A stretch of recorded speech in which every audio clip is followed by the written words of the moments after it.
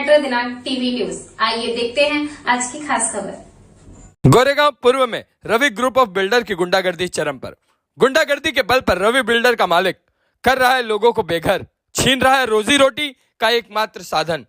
P south मनपा अधिकारियों की मिली भगत से स्थानीय रहवासी त्रस्त, बिल्डर मस्त। मुंबई, ऐसे तो मुंबई के कोने कोने से बिल्डरों की धांधली का मामला प्रकाश में आता रहता है। जहां कहीं कोई बिल्डर रीडेवलपमेंट के नाम पर लोगों को बेघर कर रहा होता है, तो कहीं कोई बिल्डर किसी न किसी तरीके से मुनाफा कमाने के चक्कर में मनपा और पुलिस अधिकारियों के साथ मिलकर कई सुरक्षा प्रावधानों सहित कानून की धज्जियां उड़ाता रहता है। ऐसा ही एक मामला गोरेगांव पूर्व कन्यापाड़ा गोकुल धाम से आ रहा है, जहां Ravi group of builders and developers ने इस इलाके में 50 सालों से भी ज्यादा समय से इस क्षेत्र में रह रहे अनिल कुमार पाठक के पान शॉप को जबरन गुंडागर्दी के दम पर हटवा दिया है। बता दें कि अनिल कुमार पाठक 1995 के पहले से इसी जगह पर पान शॉप चलाते आ रहे हैं, जो कि इनके रोजी रोटी का एकमात्र साधन भी है, जिसका सब पुरावा श्री पाठक के पास मौजूद भी है, जिसमें सन 2005 से व्यापारी हॉकर्स यूनियन की सदस्यता प्रमाण पत्र सहित उद्योग आधार और तौर गुमस्ता लाइसेंस भी मौजूद है। परंतु रीडेवलपमेंट का चोला पहने केवल अपने फायदे के लिए रवि ग्रुप ऑफ बिल्डर्स के गुंडों ने 4 जुलाई 2024 को कोर्ट में केस होने के बावजूद जबरदस्ती पान शॉप को तोड़कर हटवा दिया। बता दें कि श्री पाठक को बिल्डर द्वारा जून महीने में जबरन शॉप खाली करने का दबाव आने लगा, तो उन्होंने जून में पी साउथ मनपा अधिकारियों सहित संबंधित विभाग में इसकी शिकायत की और तो और डिंडोसी सिटी सिविल कोर्ट में सूट नंबर 1277 ऑफ 2024 दायर की, जो कि आज भी न्यायाधीश के समक्ष विचाराधीन है। परंतु बावजूद इसके रवि ग्रुप ऑफ बिल्डर्स के गुंडों ने जबरन श्री पाठक की पान शॉप को तोड़कर हटा दिया। रीडेवलपमेंट या फिर दूसरे जगह दुकान अलॉट करने की तो बात छोड़ ही दीजिए, रवि ग्रुप के गुंडों ने दिन दहाड़े कानून की धज्जियां उड़ाई। श्री पाठक ने मेट्रो दिनांक टीवी न्यूज से बात करते हुए यह भी आरोप लगाया कि जब उन्होंने जून से ही पी साउथ मनपा अधिकारियों सहित पुलिस प्रशासन से शिकायत किया, परंतु आज तक किसी ने कोई भी कार्रवाई नहीं किया, जिससे साफ जाहिर होता है कि पी साउथ मनपा अधिकारियों और रवि ग्रुप ऑफ बिल्डर्स में साठगांठ है, जिसके चलते मनपा अधिकारी मुख बने कानून की धज्जियां उड़ाते देख रहे हैं। बता दें कि श्री पाठक ने रवि ग्रुप के जयेश शाह और भावेश शाह के खिलाफ शासन प्रशासन से भारतीय न्याय संहिता की धारा 303, 317, 323, 303 सबसेक्शन 2, 331 सबसेक्शन 3 और 4, 332 सब क्लॉज बी के तहत कानूनी कार्रवाई की मांग कर रहे हैं। और अब देखते हैं कि मनपा और पुलिस प्रशासन इन बिल्डर पर क्या कार्रवाई करते हैं। तब तक तो यही कहा जा सकता है कि या तो शासन प्रशासन गहरी नींद में सो रहा है और रवि ग्रुप ऑफ बिल्डर्स जैसे लोग कानून की धज्जियां धड़ल्ले से उड़ा रहे हैं, या तो पी साउथ मनपा अधिकारी भ्रष्टाचार में लिप्त होकर सब कुछ जानते हुए भी कोई कार्रवाई नहीं कर रहे हैं। बता दें कि जब मेट्रो दिनांक टीवी न्यूज ने रवि ग्रुप के बारे में तहकीकात की, तो लोगों ने बताया कि इस क्षेत्र में इन्होंने सन 1998 और 2000 में 500 परिवारों के झोपड़ों को रीडेवलपमेंट के नाम पर तोड़े, परंतु आज तक उन लोगों को कोई घर नहीं मिला है। इनके कई प्रोजेक्ट और बिल्डिंग की आज भी ओसी नहीं है, जिनमें महाराजा टावर, अमित झरना बिल्डिंग, दिव्य श्रुति बिल्डिंग, T3 बिल्डिंग, मधुमहल बिल्डिंग, अंकुर बिल्डिंग जैसे बिल्डिंगों की ओसी नहीं है। और तो और कई बिल्डिंगों में पानी और गटर के पानी की निकासी की सुविधा न होने से इन बिल्डिंगों में लोगों का जीना दुभर हो गया है। और तो और गटर का पानी रोड पर बहाने से पैदल चलने वाले लोगों को भी काफी परेशानियां उठानी पड़ती हैं। बता दें कि रवि ग्रुप के खिलाफ 6 महीने पहले मीरा भाईंदर के लोगों ने जयेश शाह के खिलाफ प्रदर्शन किया था, जिनमें उन लोगों ने आरोप लगाया कि जयेश शाह ने 30 लोगों से 11 साल पहले 12.5 करोड़ रुपए फ्लैट देने की एवज में लिए, परंतु आज तक उन्हें पोजीशन नहीं दिया गया। और तो और 2022 में टाइम्स ऑफ इंडिया की एक खबर के अनुसार रवि ग्रुप के जयेश शाह पर गैंगस्टर्स छोटा शकील के साथ मिलकर एक डेवलपर को धमकाने का आरोप है, जिस केस में मुंबई क्राइम ब्रांच ने जयेश शाह के खिलाफ थ्रेटनिंग, एक्सटॉर्शन और क्रिमिनल कॉन्स्पिरेसी के मामले में 350 पेज की चार्जशीट भी दायर की, जिसमें कई टेलीफोनिक रिकॉर्डिंग भी संलग्न की गई। अब इतने आरोपों के बावजूद भी अगर शासन प्रशासन एक्शन में नहीं आती है, तो उनके अधिकारियों के दामन पर भी सवालिया निशान तो उठेंगी ही। बता दें कि इस मामले में मेट्रो दिनांक टीवी न्यूज ने जब रवि ग्रुप के प्रतिनिधियों से बात करके उनकी प्रतिक्रिया लेनी चाहिए, तो संपर्क नहीं हो सका। आइए देखते हैं मेट्रो दिनांक टीवी न्यूज पर इस मामले में पीड़ित अनिल कुमार पाठक और उनके वकील एडवोकेट विनोद मिश्रा जी ने क्या कुछ कहा इस रिपोर्ट में। नमस्कार दोस्तों, जिस तरह से आप जानते हैं कि आज सबसे बड़ी दुखदाई बात है कि आज जहां भी शासन प्रशासन द्वारा विकास का काम बहुत तेजी से चल रहा है और बहुत से लोग सराहना भी कर रहे हैं कि जहां स्लम एरिया है वहां बिल्डर विकास का काम करे। जैसे कि आप जानते हैं कि हिंदू हृदय सम्राट श्री बाला साहब ठाकरे ने झोपड़पट्टियों में रहने वाले लोगों को कितनी बड़ी परेशानियों का सामना करना पड़ता। पड़ता था, तो उन्होंने इस SRA स्कीम लाया जिसकी वजह से डेवलपमेंट हो और लोग अच्छे घर में जाके अपना परिवार का जीविकोपार्जन करें, जीवन करें, अपना संसार चलाएं। इस तरह बाला साहब ठाकरे जी का ये सोच थी, उनका मिशन उन्होंने चालू किया, जिसकी वजह से उस समय विकास की गंगा शुरू हुई, आज सब बहते हैं। मगर कुछ उसके आड़ में कुछ ऐसे बिल्डर भी हैं जो गरीबों, भोली भाली जनता का, जो गरीब तबके लोग हैं, जो कि शासन प्रशासन लड़ नहीं सकते, बिल्डर से लड़ नहीं सकते, ऐसे लोगों का हक छीनने का काम कुछ बिल्डर लोग कर रहे हैं, जिसके लिए शासन प्रशासन के लोगों ने कानून तो बहुत बढ़िया बनाया है, जिसके ऊपर दावा भी किया है कि ऐसे शिकायत मिलेगी तो उनके ऊपर कार्रवाई की जाएगी, उनके काम रोक दी जाएगी। मगर आज बड़ी शर्म की बात है कि ये पिपरी पढ़ा कन्या पढ़ा पिपरी पढ़ा क्षेत्र में जो है एक बिल्डर है जो रवि ग्रुप के नाम से प्रसिद्ध है, जो कि उनके दूसरी तीसरी बार यहाँ पे ऐसे भी लोग हैं, बता रहे हैं कि लोग इतना उनसे त्रस्त हैं कि आप दो पीढ़ियां खत्म हो गई, उसके बावजूद भी आज ट्रेजेड कैंप में लोग रहे हैं। मगर ये हमारे सामने देखो, ये पीड़ित ऐसे व्यक्ति जो अनिल पाठक जी हैं कि जो लगभग सन 1998 से इनकी दुकानें थी और उसको दुकान को अपने बाहुबल पे, अपने सुरक्षा गार्ड के बल पे, उनके ताकत के बल पे उठा के फेंक दिया गया और आज ये दर दर न्याय पाने के लिए भटक रहे हैं। आइए हम जानने की कोशिश करते हैं कि अनिल पाठक जी का क्या दर्द। अनिल पाठक जी क्या कुछ कहना चाहते हैं, आपको क्या तकलीफ है? तो नमस्कार, आपके चैनल को बहुत बहुत धन्यवाद कि आपने हमारे मुद्दे को सुनने के लिए आए, उसके लिए मैं आपका आभारी हूँ। सर, हमारा दुकान 96 से है, जो कि पान शॉप है, मैं चला रहा था साईं पान भंडार के नाम से, जो कि कोने पे कन्यापाड़ा में है। और हमारे क्या हुआ कि रोड पे जा रहा था, बिल्डर रवि ग्रुप के हैं, उनका जो ओनर है भावेश शाह और उनके अंकल जो हैं जय शाह जी, उन्होंने हमारा दुकान उठा के फेंक दिया। हमारा उन्होंने एक भी डॉक्यूमेंट सुना नहीं, ताकि हमने कोर्ट में भी अपील किया। उसके अलावा उन्होंने हमारा कोई बात सुना नहीं, पुलिस कंप्लेन भी किया, पुलिस भी नहीं सुनाई दे रही। वो बोलते हैं हमारे पास पैसा है, ताकत है, तुम जहाँ भी जाओ हम सब दबा देंगे। BMC भी सुन नहीं रही है, हम परेशान हैं, हमारा दुकान फेंक दिया जा रहा है। हमारे पास XYZ पूरे डॉक्यूमेंट्स हैं। मगर पाठक जी, आपके पास आप दावा तो कर रहे हैं, मगर आपके डॉक्यूमेंट्स कब के बने? क्या अभी 2024 के हैं, 2023 के हैं? क्योंकि जबकि जैसा कि आप जानते हैं कि सन 2000 के अगर डॉक्यूमेंट्स उसके पहले के होंगे तो आपका जो लीगल में महाराष्ट्र का जो कानून बना है, जो संविधान बना, जिसकी वजह से लोगों को घर के बदले घर देने का सपना सजोया था। और आज हिंदू हृदय सम्राट श्री बाला साहब ठाकरे की कृपा से उन्होंने जो एक लोगों को घर देने का, साफ देने का बात कही थी, आज लोग निरंतर मिला था। क्या आज कब का पुरावा है, उसकी बात मुझे, उसकी जानकारी मुझे दीजिए। जी हाँ सर, मैं एक साइड बाय साइड आपको पूरा मैं पुरावा देता हूँ सर। आप पुरावा मेरा देख सकते हैं। देखिए, फर्स्ट टाइम तो मेरा आधार कार्ड है। अच्छा। सेकंड मेरा पैन कार्ड है सर। मगर कभी का है सर? जी आधार कार्ड तो सब जब से चालू हुआ, आधार कार्ड गवर्नमेंट ऑफ इंडिया ने किया, तभी हमने आधार कार्ड लिया। उसके बाद सर पैन कार्ड है। उसके बाद हमारा आईटेक यूनियन का है। उसके बाद नहीं, कभी का सर वो बताइए मुझे। ये आईटेक यूनियन का है सर, 2006 का है। इसके बाद देखिए 96 का मेरे पास रिस्ट्रक्चर का फोटो है, जो कि इसका सब मारा हुआ है, गुमस्ता है सर, ये 2015 का। उसके बाद सर ये हमें गवर्नमेंट ऑफ इंडिया महाराष्ट्र से जो उन्होंने BMC ने अप्रूवल किया था, लोन 10,000 रुपये का लोन दे रही थी, वो है 98 का। हमारे पास BMC जो पावती, जो पैसे लेते थे BMC, वो मतलब ये 98 का पावती है मेरे पास। ये पुरावा है। सबसे बड़ा पुरावा हमारे पास महानगर पालिका ने जो फोटो पास हमें 2000 सन, ये देख लीजिए हमारे सन 2000 का है सर।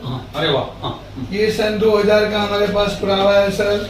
उसके बाद हमारा जो मैंने एक डेली बेसिस पे जो कोऑपरेटिव सोसाइटी में मैंने पैसा भरा 2001 से है सर। हमारे पास XYZ सारे डॉक्यूमेंट्स हैं, वोटर ID है सर। वोटर आईडी भी? जी हाँ, हाँ। 2000 सन बैंक का अकाउंट है हमारा, ओरिएंटल बैंक ऑफ कामेक्स में, गोकुल धाम ब्रांच में। ये हमारे सारे पुरावे हैं साई पान भंडार के नाम पे सर। हाँ। फिर भी ये मानने को तैयार नहीं है। हाँ। उसके अलावा हमने कोर्ट में भी सूट फाइल किया। उसके बाद इन्होंने क्या किया कि 3 तारीख को हमारा हेयरिंग था। 3 तारीख को हेयरिंग था, इन्होंने 4 को हमारा दुकान उठा के फेंक दिया। कोर्ट का भी हमने बोलते गया कि कोर्ट का हमारे पास वो है, हमने इसमें रखा है, तो इन्होंने वो सुना नहीं और उन्होंने फेंक दिया। इसका मेरे पास स्ट्रक्चर का फोटो देखिए, ये सर फर्स्ट स्ट्रक्चर हमारा खड़ा हुआ है, ये हमारा स्ट्रक्चर था। उसके बाद इन्होंने क्या किया सर, ये देखिए हमने फोटोग्राफी कराया, ये इन्होंने दुकान उठा के लेके जा रहे हैं जबरन, मतलब भाईगिरी से हमने पुलिस कंप्लेन की। ये कौन लोग हैं, कौन लोग हैं ये सर जय शाह के आदमी लोग हैं। हाँ। और जो उनके लड़के भावेश शाह। हाँ, ये सब गुंडे लोग या उनके जो वॉचमैन हैं? हाँ, ये लोग। और मुझे फोन पे आए दिन धमकी देते रहते हैं। हाँ। कि तुम पुलिस कंप्लेन उठा लो, हाँ। कोर्ट मैटर उठा लो, वरना तुमको मार देंगे। ऐसा जो भी मतलब 100 फोन से धमकियां, दुकान तो रखने नहीं देंगे। हाँ। हमारे पास पूरा पुलिस प्रशासन है, हमारे पास BMC है। हाँ। तुम जहाँ जाना चाहते हो जाओ, कुछ तुमको मिलेगा नहीं। हाँ। कुछ नहीं कर सकते हो, केस हटा लो, ऐसा हमें आए दिन धमकी देते हैं। हाँ। धमकी देते, जान से मारने की धमकी देते या क्या धमकी, मारने की धमकी देते, हटाने की धमकी? जान से मारने की धमकी देते। दुकान तो बोलते हैं कभी रखने ही नहीं देंगे आपको। उन्होंने हमारे दुकान के सामने बना दिया बड़ा सा बोर्ड। हाँ। जो कि हमने आपको दिखाया वहाँ पे। हाँ। उन्होंने बड़ा बोर्ड बना लिया और वहाँ दुकान से हमारा हटा दिया, और वहाँ पे हमारा सारे दुकान को करके वहाँ से सारे ग्रुप को खत्म करना चाहा। हाँ। मगर वो दुकान आपको उठा के कहाँ पे फेंका उन्होंने सर एक्चुअली उठाया, बाद में हमने मालूम चला कि हमारे थोड़े से 200 मीटर की दूरी पे वो दुकान जाके फेंक दिया उन्होंने? हाँ, फेंक दिया उन्होंने। फिर उसके बाद ये जब उन्होंने ऐसा किया तो आपने कुरार पुलिस सॉरी यहाँ पे डिंडोसी पुलिस थाना आता था क्या, उसके पास गए थे? जी हाँ, मैंने डिंडोसी पुलिस स्टेशन में सर उसके पहले भी अर्जी दिया था। तो किसी ने मुझे आया नहीं, उन्होंने बोला तुमने पुलिस चौकी में किया। तो पुलिस चौकी से संजय तिवारी करके थे, उन्होंने मुझे फोन किया और बोला कि आप वहाँ से पुलिस स्टेशन में कंप्लेन किया, पुलिस स्टेशन से हटा लो। उसके बाद एक दीपक सिंह करके उनके यहाँ काम करते हैं बिल्डर के, उन्होंने मुझे फोन करने लगे, गुरुजी आप एक बार बिल्डर से आके मिलो। जो कि हमने गया, उनसे मिला भी। उन्होंने मेरा सारे डॉक्यूमेंट्स देखे और उन्होंने मुझे बोला ऑफिस में आप चले जाओ, आपको कुछ नहीं मिलेगा, जहाँ जाना है जैसा भी जाना है जाके कर लो, हमारा तुम्हारा कुछ नहीं हो सकता है। पुलिस में जाओ, जिधर भी जाओ, हम सब देख लेंगे, हमारे सारे आदमी सारी जगह बैठे हैं। ऐसा उन्होंने मुझे बोला। और मैंने अपनी जान के सोचा कि हम अकेले हूँ, वहाँ पे बिल्डर का ऑफिस है, तो हमने वहाँ से चुपचाप चले आया। अब पाठक जी अब क्या कर रहे हैं? आप क्या कोर्ट का दरवाजा खटखटा रहे हैं? तो अभी आपको क्या महाराष्ट्र की सरकार पे और शासन प्रशासन पर विश्वास है कि आपको न्याय मिलेगा? सर हमें न्याय पे तो भरोसा है, क्योंकि न्याय से बड़ा कुछ नहीं होता है सर। तो हमारे न्याय पे डिस्ट्रिक्ट पर सभी भरोसा है, और हमें सारे महाराष्ट्र गवर्नमेंट ऑफ इंडिया पे सभी भरोसा है। हमने पुलिस में सीनियर साहब को भी अर्जी लगाया है, हमने CP साहब को लगाया है, मंत्रालय गृह मंत्री को लेटर हमने दिया है। अपनी अर्जी के थ्रू से हमने अपना मांग किया है जानकर, क्योंकि मुझे सबसे बड़ा तकलीफ इस बात की है सर कि वो बोल रहे हैं कि मैं मार दूंगा तुमको, इधर दिखोगे। मैं तो कैसे छुप के आता हूँ सर। अच्छा, ऐसा मुझे आना पड़ रहा है, और सर मैं बहुत परेशान हूँ। मगर ऐसे लोगों का आप एकदम आपके आंखों में आंसू दिख रहे हैं और आप इतने भावना में भर गए। मैं समझ रहा हूँ आपकी दर्द को, समझ रहा हूँ कि आपके परिवार इस समय इस पे आपका पलता था, इसी को जीते खाते थे। मैं समझ रहा हूँ आपकी भावना के दर्द को, मैं समझ रहा हूँ। मगर क्या ये क्या कोर्ट में गए हैं? तो कोर्ट पे आपको अभी भी विश्वास है कोर्ट मुझे न्याय मिलेगा? सर मुझे तो कोर्ट पे भरोसा है।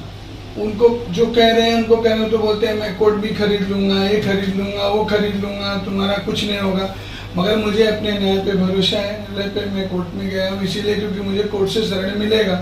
और हमारा डिंडोशी पुलिस स्टेशन जो यहाँ का PI साहब शेख साहब, वो हमें शरण देंगे, हमें उनके ऊपर भरोसा है। यहाँ के प्रशासन के ऊपर बिल्डर हैं, बिल्डर कह रहे हैं, धमका रहे हैं, वो उनका कहना है, मगर हमें अपने प्रशासन के ऊपर, हमारे यहाँ के मुख्यमंत्री के ऊपर, फडणवीस साहब के ऊपर, सभी के ऊपर मुझे भरोसा है कि हमें ऐसा न्याय देंगे। क्या हमें भरोसा है ऐसा। देखिए किस तरह से बड़ा आज भी इतने पीड़ित हैं, आंख में भावुक हो, जिनकी भावना में आंखों में आंसू भर गए, मगर फिर भी आज महाराष्ट्र की सरकार की सराहना कर रहे हैं और उन्होंने अपने शासन प्रशासन पर आज भी उनको विश्वास है कि बिल्डर कुछ भी करे, धमकावे, कुछ भी करे, बोले भले खरीदने की बात कर रहा है, कुछ भी कर रहा है, मगर हमें आज भी अपने शासन प्रशासन महाराष्ट्र की सरकार पे भरोसा है कि हमें जरूर न्याय मिलेगा। जैसा कि उन्होंने ये भी कहा कि आज हमारे उसके बावजूद भी मैंने यहाँ के मुख्यमंत्री और उप मुख्यमंत्री सभी को मैंने शासन प्रशासन संबंधित विभाग में मैंने कंप्लेन किया है और कंप्लेन के बाद उन्होंने यहाँ के स्थानीय जो पुलिस थाना है जो दिंडोसी है उस पर उन्होंने विश्वास जताई कि मुझे जरूर हमको विश्वास है हमको न्याय जरूर मिलेगा। उन्होंने ये भी कहा कि उसके बावजूद भी उन्होंने कोर्ट का दरवाजा खटखटा रहे हैं और कोर्ट पर उनको विश्वास है कि हमारा जो भारत का जो न्यायपालिका है उसमें न्यायपालिका कार्यपालिका दोनों पे मुझे भरोसा और मुझे न्याय मिलेगा और जरूर ही मुझे न्याय मिलेगा, ये मुझे पूरा विश्वास है।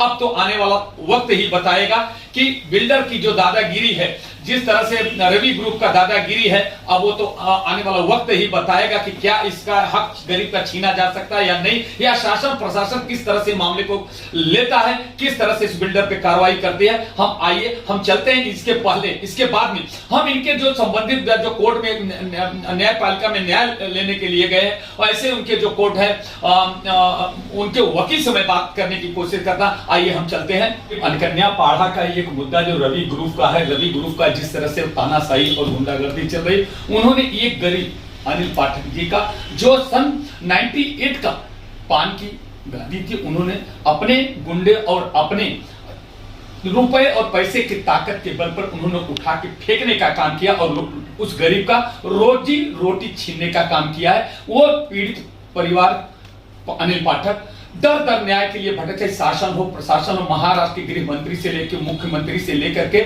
बीएमसी से लेकर पुलिस प्रशासन सभी जगह उन न्याय मांगने के लिए दर दर भटक रहे, फिर भी उन्हें न्याय नहीं मिल रहा है। अब उन्होंने इसको एक मजबूर होकर के जिस तरह से उनके साथ में घटना की, उनके आंख के सामने उनके जो रोजी रोटी थी, जो पान की शॉप थी, उठा के फेंक दिया जाता है रवि ग्रुप के गुंडों के द्वारा। अब वो दर दर भटक रहे हैं। अब अदालत का दरवाजा खटखटाने की उन्होंने ठानी और अदालत में गए। उन्होंने उनके सामने और हमारे सामने अभी एक ही चुनौती यह है कि क्या वो व्यक्ति को न्याय मिलेगा या नहीं मिलेगा। शासन और प्रशासन किस तरह से उनके मामले को ध्यान में रखता है। अब उनके जो एडवोकेट हैं, वकील हैं, अब उनको न्याय देने के लिए कसौटी पे उतर चुके हैं। उन्होंने दावा किया है कि अनिल पाठक के साथ बहुत बड़ा अन्याय हो रहा, हम उनको न्याय दिला के ही रहेंगे। अब हम जानने की कोशिश करते हैं कि अनिल पाठक के पास क्या दस्तावेज, क्या पुरावा, किस बेसिस पे उनके वकील इस लड़ाई को लड़ रहे हैं। आइए हम जानने की कोशिश करते हैं। हाँ वकील साहब, आपका शुभ नाम क्या है और किस मुद्दे पे आप अनिल पाठक जी का मुद्दा लड़ रहे हैं, उसकी थोड़ी पूरी विवरण जानकारी दीजिए। मैं विनोद मिश्रा बोल रहा हूँ। अनिल पाठक 1996 में वो दुकान उनकी चल रही है। उन्होंने बीएमसी में पावती भी भरा हुआ है। उनके और भी जो डॉक्यूमेंट है लगातार चले आ रहे हैं। उन्होंने बैंक अकाउंट खोला हुआ है और गुमास्ता लाइसेंस उनका चालू है। आधार कार्ड है जो as per the provision of the BMC, उन्होंने आधार उद्योग भी निकाल के रखा हुआ था कि कंटिन्यूअस है। एक 15 दिन पहले से रवि ग्रुप के आदमी उनको धमकी देना चालू किया। फिर मैंने पुलिस कंप्लेन किया, गवर्नमेंट को दिया, पुलिस में भी कंप्लेन डाला कि ऐसा ऐसा हमको धमकी दी जा रही है। पुलिस वाले दिंडोसी पुलिस ने बोला कि सिविल मैटर है, कोर्ट से आर्डर दो। फिर मैंने कोर्ट में केस फाइल कर दिया। दिंडोसी कोर्ट में केस पेंडिंग है। ये मैटर 3 तारीख को कोर्ट में 2:30 बजे रखा हुआ था। तो कोर्ट ने बीएमसी ऑफिसर को बुलाया कि बीएमसी ऑफिसर कौन है। तो मैटर 4 साढ़े 4 को फिर सुनवाई हुआ।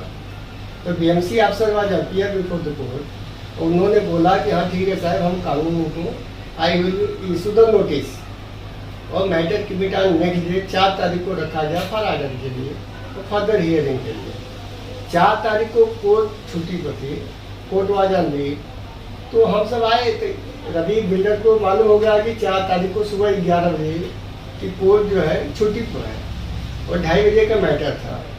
इन्होंने 11:30 बजे इनकी दुकान अपने गुंडों के द्वारा उसको खींच के वहाँ से 20 मीटर दूर, जहाँ इनकी दुकान थी वहाँ से 20 मीटर दूर रोड पर फेंकवा दिया गया। उसका हमारे पास, इनके पास फोटोग्राफ है, वीडियो रिकॉर्डिंग है और ये सब चल रहा है। उनको मालूम था कि आज आर्डर हो जाएगा, उसके बाद में उन्होंने कानून हाथ में लिया, कोर्ट में मैटर रहते हुए भी उन्होंने फिकवा दिया, क्योंकि कई जजमेंट है बॉम्बे हाई कोर्ट के और सुप्रीम कोर्ट के भी है, whether any encroacher is there, जिसको कोई राइट नहीं है but he possession of the premises, उसको कानून से खाली कराया जाए। और बॉम्बे हाई कोर्ट का justice MB Sawant, justice Sawant का जजमेंट है 1996 का, the BMC shall follow due process of law, but builder जो है, builder Ravi group is the high ended entity, ये इनके सपोर्टर है, इसलिए कानून लेते अपने हाथ में। इन्होंने कानून ले करके इनकी दुकान को फेंक दिया, जबकि मालूम है कि मैटर कोर्ट में पेंडिंग है, इसलिए हम सब कानून लिए हैं। अभी मैंने चैम्बर्स में निकाला हुआ है, मैटर को सिट कर रहे हैं। मगर जिस तरह से, जैसा कि आप जानते हैं वकील साहब कि ये क्राइम भी है, ये सिविल मैटर के साथ साथ में क्राइम है। किसी गरीब का अगर रोजी रोटी को उठा के फेंकना, तो ये भी तो क्राइम में आता है। तो कौन से आईपीसी के धारा इनके ऊपर मामला और भी चल सकता है जो कि ये जेल जा सकते हैं? अब इनको पर हम कोर्टों की पुलिस कोई एक्शन लेने को तैयार नहीं है, क्योंकि जबरदस्ती अगर किसी का सामान कहीं से फेंका जाता है तो पुलिस है पावर, लेकिन पुलिस सीधा एक रास्ता निकालती है कि हमारे पास कोई हम नहीं एक्शन ले सकते, you take from the court. Court में मेरा मैटर, अभी आज भी मैटर मेंशन किया गया था, आज मैटर था अपना सुबह 11 बजे, अभी मैटर जो है 12 तारीख को रखा हुआ है 2:30 बजे। 12 तारीख तक देखते उनको, जब मैंने चम्बस में निकाला हुआ है, ये सब चीज़ें उसमें ज्वाइन किया हुआ है, और 12 तारीख को अगली सुनवाई है, तब तक देखते हैं, इंतजार करते हैं। क्या वकील साहब इसके ये सिविल मैटर जिस तरह से उनके रोजी रोटी के अलावा भी क्या आप क्रिमिनल भी सूट फाइल करेंगे कि इनके ऊपर जिस तरह से इनके गुंडे और इनके लोगों ने इस तरह से जबरदस्ती एक गरीब का रोजी रोटी छीनने का काम किया, उनके जो पान की गाड़ी उठा के फेंकने का, तो ये क्राइम भी होता है, आईपीसी की धारा जो होती है वो भी क्राइम में आता। क्या अलग से भी एक आप सूट फाइल करने की कोशिश करेंगे क्या?